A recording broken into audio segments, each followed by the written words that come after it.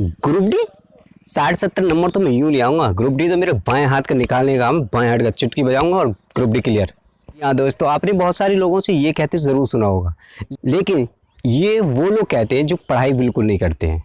और जो पढ़ाई नहीं करते हैं वो लोगों को ऐसा लगता है कि 60 नंबर तो मेरे बाएं हाथ का खेल है और यूं पढ़े डोलते हैं। पढ़ाई करते हैं ना भैया, उनसे पूछो, वो 50 नंबर या 60 नंबर के लिए रो रहे होते हैं। वो सोच रहे होते हैं भैया कैसे आएगा, हाउ, कैसे 60 नंबर मिलेंगे, कैसे कर पाएंगे क्रैक हम, होगा भी नहीं भी होगा। कितनी मेहनत हमें करनी पड़ेगी, कितनी मेहनत करना है हमें, कितना पढ़ना पड़ेगा हमें, कितना पढ़ना पड़ेगा, कैसे पढ़ना पड़ेगा।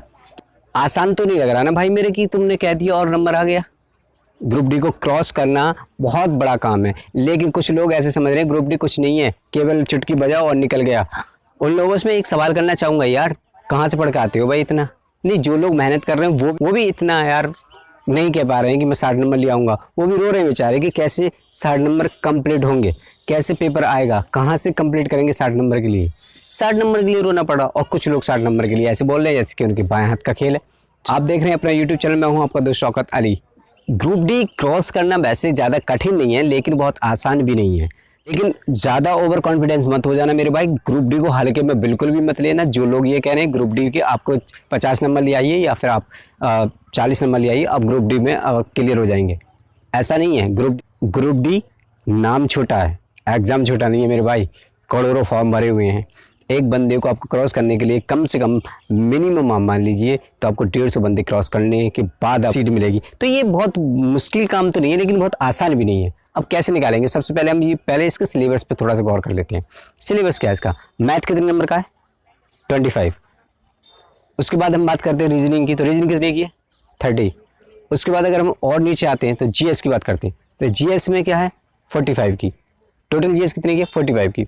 अब इसमें जीएस में भी हम तोड़ लेते हैं, इसमें केवल साइंस कितने की है, 25 की, और बाकी बची कितनी, 20। अब देखिए थोड़ा करना किस तरह से, क्रैक एग्जाम करना है, हमें ज़्यादा भागना नहीं है, ज़्यादा मेहनत नहीं करनी है, हमें केवल 60 प्लस नंबर लाने, ओनली 60 प्लस नंबर पर हमें अटैम्प्ट करनी है। और 60 प्लस नंबर सही वाले अटैम्प्ट करने हैं। सही वाले मतलब जो बिल्कुल सही हो वही अटैम्प्ट करने हैं। वहाँ के बाद हमें हाथ नहीं लगाना। हम ये नहीं सोच रहे ना तुक्का मार के यार एक नंबर और बढ़ जाएगा, नहीं, हमने 60 अटैम्प्ट कर लिए, 60 प्लस अटैम्प्ट कर लिए, बस रुक जाना है। मेरिट कितना जा सकती है, 80 के आसपास जाएगी, 75 मान लेते हैं, 80 के आसपास जाएगी। मैं भी ये मान लेता हूँ 80 के आसपास मेरिट जाएगी। 80 जाती नहीं है, लगभग 75 या 71-72 पे मेरिट रुक जाती है। ठीक है, 60 प्लस आपने किए, मान लीजिए आपने 65 किए, आपको 20 नंबर का नॉमिलाइजेशन मिलेगा, या 15 का तो मैं मान ही लेता हूँ।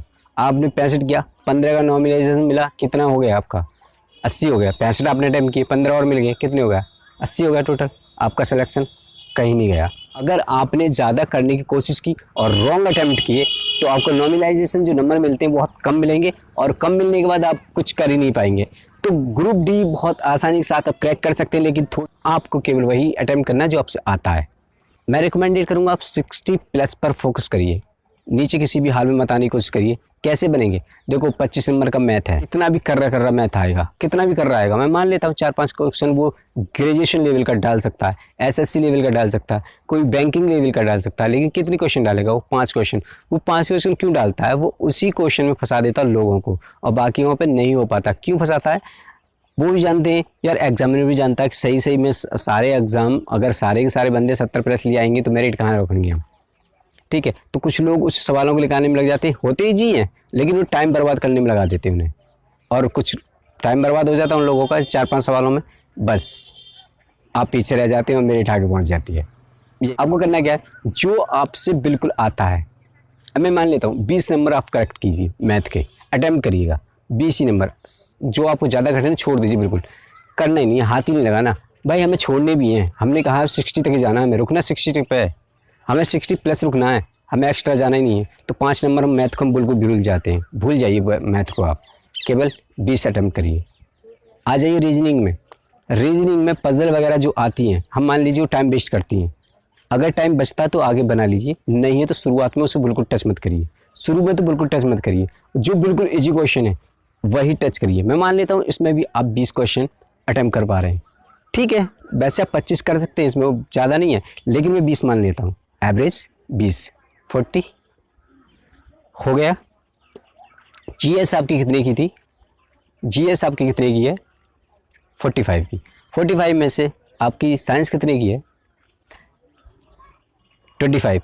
इसमें से आप कितने अटेम्प्ट कर पा रहे हैं? कितने कर पा रहे हैं? भाई मैं मान लेता हूँ 15 अटेम्प्ट कर पा रहे हैं ना आप? होगा। 15 अटेम्प्ट आप कर पा रहे हैं, होगा। अगर आप थोड़ी सी भी आपने मेहनत की होगी, 2 महीने या 1 महीने आपने मेहनत भी की होगी, ढंग से की होगी जीएस पे, तो आपका 15 तो आप कर सकते हैं। तो 15 में मान लेता हूँ हो सकते हैं। कितना हुआ आपका? 20 20 40 50 55 हो गया। 10 क्वेश्चन में जीएस पे भी मान लेता हूँ। जीएस पे क्या देखो, ऑल इंडिया में कितने राज्य हैं? 28 राज्य हैं। उनकी राजधानी आपसे कभी भी पूछ ली जा सकती है। आपसे प्रधानमंत्री जो कोई नई नई योजना बना रहे हैं उनके बारे में थोड़ा सा पूछ लिया जा सकता है। किसी को पदक फदक दे रहे हैं उसके बारे में पूछ लिया जा सकता है। तो ये तो 10 क्वेश्चन नॉर्मल आप कर सकते हैं। करंट में क्या पूछा जाता है? यही तो पूछा जाता है। फिलहाल क्या चल रहा है? जैसे कश्मीर की बैठक चल रही है, फिलहाल कश्मीर की बैठक पर आपसे सवाल पूछे जा सकते हैं। कश्मीर ने अभी विंटर गेम हुए थे, उसमें कश्मीर अव्वल रहा था, तो हो सकता है कश्मीर पर ये क्वेश्चन बना के तैयार कर दे। कोविड-19 की फुल फॉर्म भी आपके सामने रख सकते हैं, क्योंकि कोविड चल रहा है, तो इस पर भी आप फोकस करिए। जो चीज़ें रेगुलर बेसिस पे हो रही हैं उन पर थोड़ा सा फोकस करिए, वहाँ से सवाल जरूर उठ के आता है। ठीक है, मंत्रालय कहाँ, किसने क्या क्या, किस पे क्या, कौन सा मंत्रालय, ये भी हो सकता है ना। सीईओ एक आध, जैसे बड़ी बड़ी कंपनियां उनके सीईओ भी है, आपको देख लीजिए, पूछ सकते हैं। अब पूछ लेते हैं, ठीक है, पूछ नहीं सकते पूछ लेते हैं, पिछली बार पूछे थे।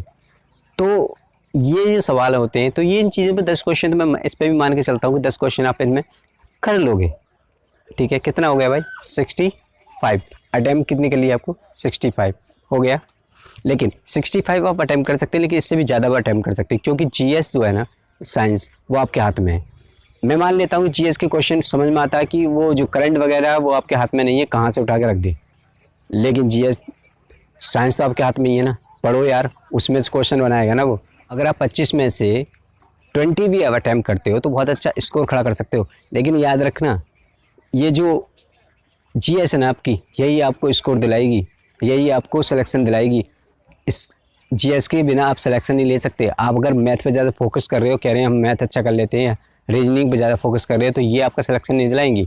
ये सहायक मान सकता हूँ मैं आपको कि ये सहायक रहेंगी, ठीक है। लेकिन जीएस आपको सिलेक्शन दिलाएगी, टाइम भी बचाती है। देखो, एक तो टाइम भी इसमें कम लगता है करने में, जीएस को पता है हमें, क्वेश्चन आ रहा तो करेंगे, नहीं आ रहा तो निकल जाएंगे।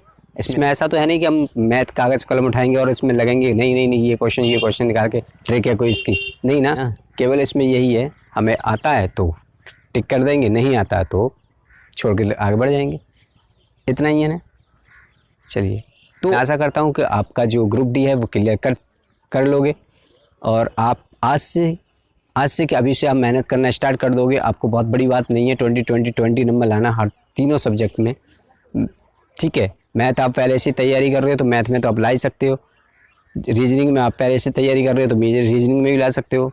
जीएस की थोड़ी सी मेहनत करिए, 1 महीने में आप 20 नंबर ले आएंगे।